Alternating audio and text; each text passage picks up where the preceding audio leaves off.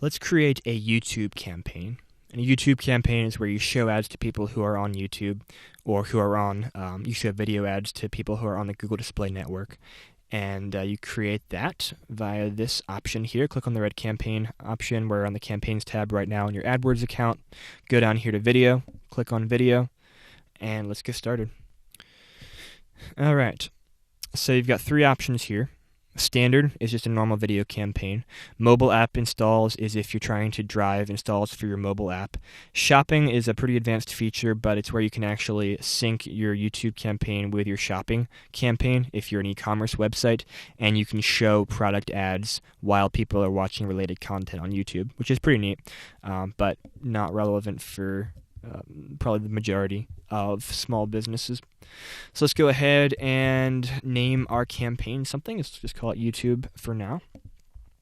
You can set your budget per day, put a default budget in there, and you can set your delivery method to standard or accelerated, just like you can with any other type of campaign. And for YouTube, I would recommend sticking with standard, at least starting out, until you get a sense for how many impressions you can get, what you're spending. There is such a huge audience on YouTube that typically it's pretty easy to spend your money. Basically, however much money you tell Google to spend, they'll spend it. So you might as well space that out evenly throughout the day, at least until you get a sense for how people are engaging with your videos at different times of the day. Then you can select different networks here. So YouTube search is where you can go to YouTube, and typically there are a couple, if you search for something on YouTube, there may be a couple ads that show up at the very top, recommended videos for you to watch. If you want your video to be included in that, then keep YouTube search selected, and you might as well. I don't know of any reason why you wouldn't want that there. YouTube videos is YouTube videos. It's showing your ads with YouTube videos. So that's the main heart of the campaign. And then including video partners, that's where the display network comes in. It extends the reach of your video. So there are other websites, a part of the Google Display Network, which also show videos on their websites, and I'm sure you've seen many of those. And if you want your videos to be included in that, then keep this selected.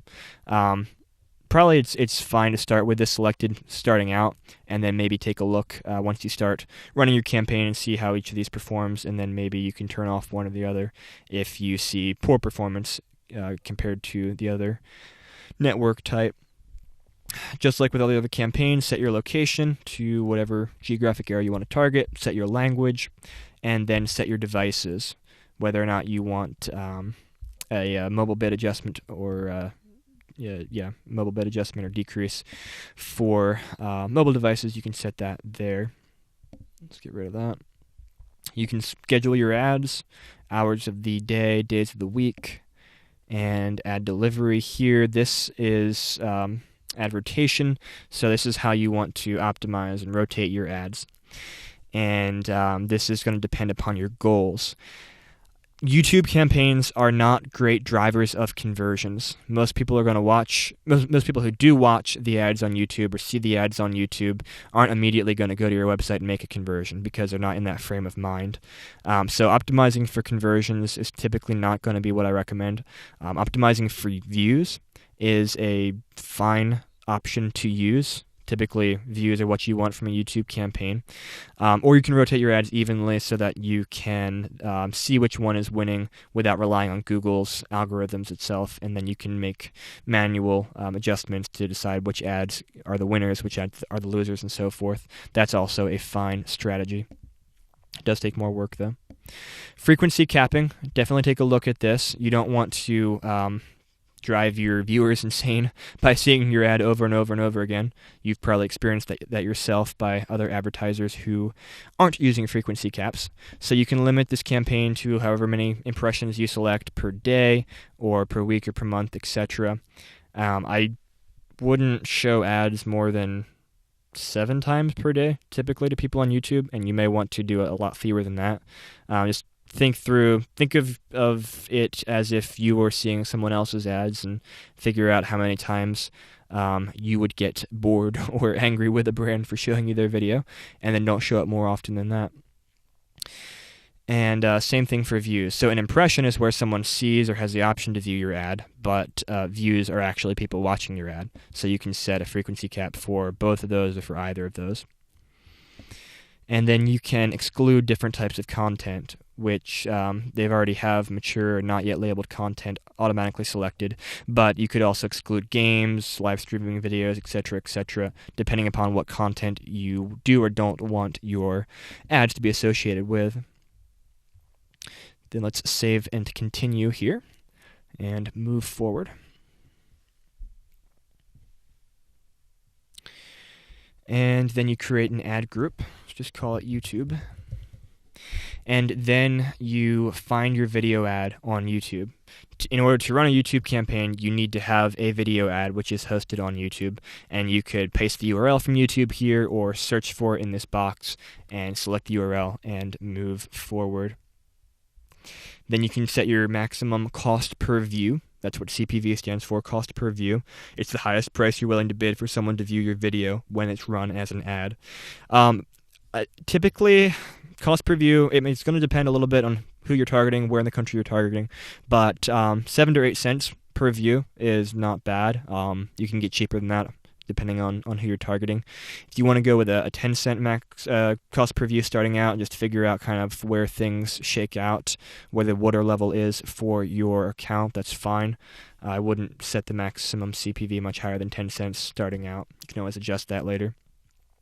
And then you can also add a bid adjustment for popular videos. So if you want your ad to be more likely to show with popular videos, then you can bid more for that. And that's actually, I think, a pretty new feature, which is very nice. I like that feature. Google is always adding new features and sometimes taking them away. So always trying to stay on top of them. Demographics are hugely important. You want to only show your ads to relevant people. So if you are selling something with a high price point, maybe you don't want to go after 18 to 24-year-olds, or if you're selling something that's gender specific, don't go after the opposite gender. If you're selling something for parents, don't target not a parent, so forth and so on. Pretty straightforward. Then other targeting options are interests. And you can see here, this is very similar to the options in the display network, and these are based upon what Google thinks these people are interested in from their browsing history, from their search history, from their watching history on YouTube, so forth and so on. These are affinity audiences. There's also in-market audiences, and you can create custom affinity audiences, which are pretty advanced, but you can kind of build your own audience based upon some different data. You can search for placement URLs or related terms or phrases or whatnot in here, and then combine things together over here. Let's cancel out of that.